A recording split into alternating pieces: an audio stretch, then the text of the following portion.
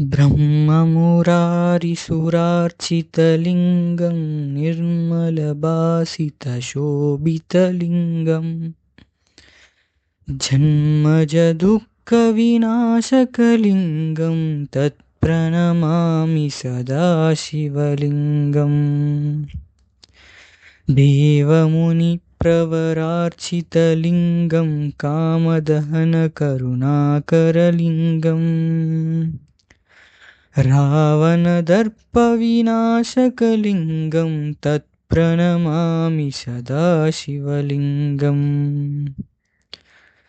सर्वसुगन्धसुलेपितलिङ्गं बुद्धिविवर्धनकारणलिङ्गम् सिद्धसुरासुरवन्दितलिङ्गं तत्प्रणमामि सदा शिवलिङ्गम्।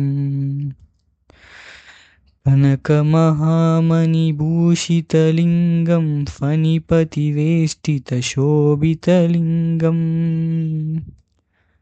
दक्षसुयज्ञविनाशनलिङ्गं तत्प्रणमामि सदा शिवलिङ्गम्। कुङ्कुमचन्दनलेपितलिङ्गं पङ्कजहारसुशोभितलिङ्गम् सञ्चितपापविनाशनलिङ्गं तत्प्रणमामि सदा शिवलिङ्गम्। देवगणार्चितसेवितलिङ्गं भावैर्भक्तिभिरेव च लिङ्गम् दिनकरकोटिप्रभाकरलिङ्गं तत्प्रणमामि सदा शिवलिङ्गम्। अष्टदलोपरिवेष्टितलिङ्गं सर्वसमुद्भवकारणलिङ्गम् अष्टदरिद्रविनाशनलिङ्गं तत्प्रणमामि सदा शिवलिङ्गम्।